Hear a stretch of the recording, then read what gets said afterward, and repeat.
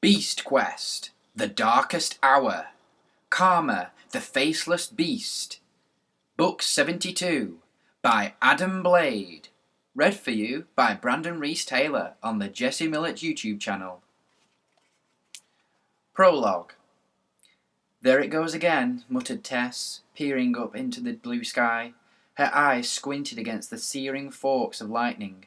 She looked fearfully at her friend Maria. I tell you, it's not natural to have lightning on a cloudless day. Maria stared up at the crackling sky. It's strange, she said, but it's doing us no harm. Tess shook her head. Unnatural, I call it, she insisted. Sinister. Maria gave a brief laugh. You let your imagination run away with you, Tess, she said. If bad magic were working in the realm, Maria felt sure her nephew Tom would know how to deal with it. At least, she hoped he would. Come along, she said. Let's pick up the grain we need and get back home before the rain starts. The grain store was in a large network of caves on the outskirts of the village. The caves kept the grain cool and dry, and they weren't far away, but today Maria felt every step dragging. Where was her beloved nephew? He had spent many long months fighting the evil magic and the monstrous beasts that it spawned. Is he even in Avantia? She wondered fretfully. Or is he battling beasts in some distant realm? A wicker screen covered the entrance to the grain cave, put there to keep scavengers out. They took away the stones that held it in place and slid it aside. The cave mouth was low and narrow.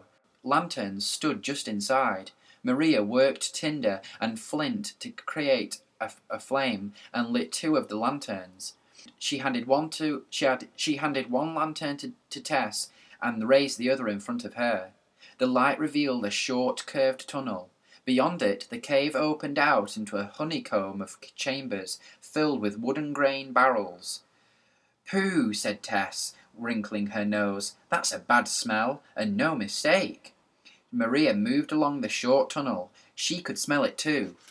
A sharp, bitter odour that tickled in her nose and made her want to cough. It smells like meat that's fallen into the fire, Tess said uneasily. Yes, that's it, Maria thought. The reek of burned flesh. But there was no meat kept here, and even if there were, this was no place to cook it. Suspicious and with her nerves tingling, Maria led her friend to the end of the tunnel. They turned the corner. What is this? Gasped Maria in alarm as the light shone on a silky blanket of dense spider webs, stretching from roof to floor along both sides of the cave. The webs were so thick that she could barely see the grain barrels hidden beneath. By King Hugo's crown, cried Tess, it must have taken 1,000 spiders months on end to weave such webs. That's impossible, said Maria, shuddering. Our people come here almost every day. Someone would have spoken of an infestation of spiders. No, horrifying as it might seem, these webs must have been spun overnight, Maria realized, and that meant only one thing. The web weaver was not a normal spider. Let's go, she said, struggling to keep her voice calm and level, anxious to get her friend to safety. But she was too late. Before either of them could move, a large, sinister shape scuttled forwards out of the darkness. Tess let out a scream that echoed through the caves. Maria stared at the approaching beast, the lantern shaking in her hand, her blood running cold. Its lower half was in deep shadow, but from the waist up it had the form of a muscular man.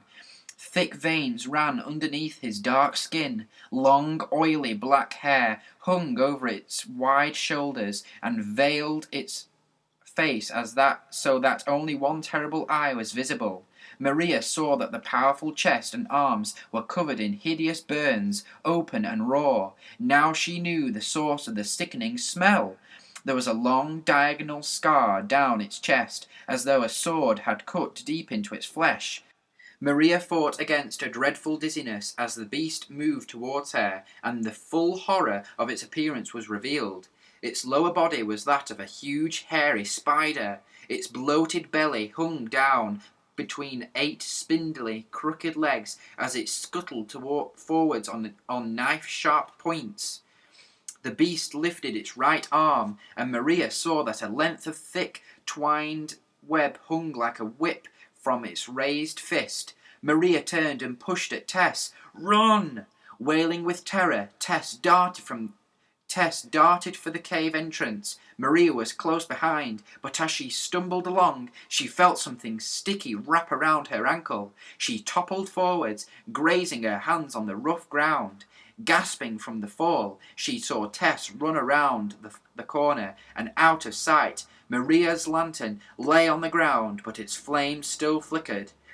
And by the feeble light she saw that the beast's whip had coiled around her ankle. Maria screamed as she was dragged backwards, away from the light, and into the black depths of the caves. "Tom, Tom, where are you?" Chapter 1. Flight into Doom. Doc, Tom. Doc? Doc? Tom did his best to keep the frustration out of his voice. How much longer is this going to take? The Chaonian scientist popped his head up over the rim of his strange flying machine, his wild hair framing his face.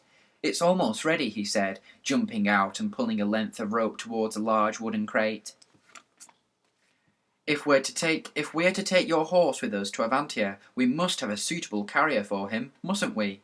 Of course, Tom agreed. "I won't go back to my homeland without Storm, but Kenza and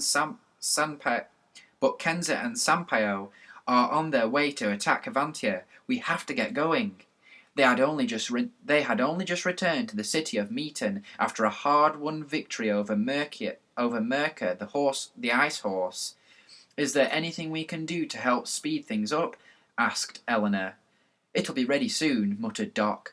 He attached the rope to the cart, then jumped back into the flying machine. "I just have to make sure the burners are fully functional." A low rumbling noise echoed through the city, and the ground trembled under Tom's feet. Another earthquake! Now that 5 of the 6 evil beasts are gone, the kingdoms are returning to their proper places, he said, which means Avantia is moving further away all the time. The terrible power of the lightning beasts let loose by Kenza's sorceries had warped the various realms, crushing them together and creating terror and mayhem. But that was not Tom's only concern. The circle of wizards had charged him with a mission to track down and capture Kenza and Sampaio. Although Tom had defeated the beasts so far, the evil duo was still at large. If he failed in his mission, the good wizard Aduro would never be released from imprisonment. Would Doc's machine ever be ready? "Almost done," Doc said. "I just have to get one last thing." He scuttled off and disappeared into Queen Romaine's castle. "Now what?" groaned Eleanor. Tom was about to chase after the scientist when Doc reappeared with 2 of Queen Romaine's soldiers. They were carrying what looked like a pair of wide metal wings. "For added speed," Doc explained. "You'll thank me later for it." You'll thank me for it later." He instructed the soldiers on how to fix the wings onto the sides of the basket, and then attached metal cables from them to the burners. "All done," Doc said. "Everyone aboard." He turned valves at the bottom of the burners, and 2 gusts of bright red flame shot upwards. The billowing canopy of rare Chaonian silk began to fill with heated air. With a creaking and straining of wicker and of ropes, the machine shifted on the ground. Tom guided Storm into the large cart and secured its high sides, while Eleanor and Silver, the wolf, leaped into the basket next to Doc. I hope Doc's right about this being safe," Tom muttered as he clambered in with the others. A moment later, the flying machine left the ground and rose rapidly into the air. Tom leaned over the side. Storm's cart was swinging a little at the end of its rope, but the brave horse didn't seem to be frightened. Good boy, Tom. Good boy, Tom. Good boy, Tom called down. Everything will be fine. So, my friends, said Tom. So, my friends, said Doc, his eyes shining. I've never been beyond Chionia's borders before. Which way to Avantia's capital city? First we should check for beasts, said Tom, taking the magical parchment map from his tunic and unrolling it. If the map shows... Oh! What is it? Asked Eleanor. Tom stared at the mystical three-dimensional representation of mountains and forests and plains. A new pathway shone out, leading directly to Tom's home village of Erinal. He looked at Doc. Set a course southeast, he cried. My aunt and uncle are in danger. He stared at the name inscribed above the village, Kama. A cold chill ran down his back. What was this creature that had descended on his village? Doc worked the flying machine's controls, and the great metal wings began to beat, sending them scudding through the air at remarkable speed. Tom watched the city of Meaton shrink and vanish into the distance behind them. Silver whined a little, crouching down at Eleanor's feet. He doesn't like heights, she murmured, stroking his head to calm him. The flying machine burst out through a canopy of white clouds, and they sailed on in bright sunshine. Tom stared down in amazement as the icy plains fled away beneath them, and they crossed over into the mountainous north of Avantia. Glancing back, Tom found he could no longer see Chionia. The world of chaos has returned to its proper place, he said. We only just made the crossing in time. He stared southwards, aching for the first sight of the village where he had been born. At this speed, we'll be there in no time. But then the flying machine lurched, and the burners coughed and gushed thin grey smoke. Curses, cried Doc. We're running low on fuel. Once my supply of Fire Drake's blood is gone, we will fall from the sky. The machine shuddered again and dropped with a sickening lurch. Isn't there anything we can do? Shouted Tom. Not unless we find another fuel source, called Doc, wrestling with the controls. A bolt or two of lightning might add enough power, but where are we to find lightning in a clear blue sky? Tom stared at Eleanor and saw that she was looking at the pouch at his waist that contained the last lightning token. Could we use this? Asked Tom, taking out the orb marked with a lightning fork. But don't we need it to battle the final beast? Asked Eleanor. There won't be a battle if we crash, said Tom. Already Storm's cart was skimming the higher peaks. At any moment the flying machine could smash into the mountain side, and they would all tumble to their deaths. We don't have a choice, Tom shouted above the howl of the wind. This has to work, he thought. Otherwise, I've sacrificed the token for nothing. He flung the last lightning token into the iron grill at the base of the burners.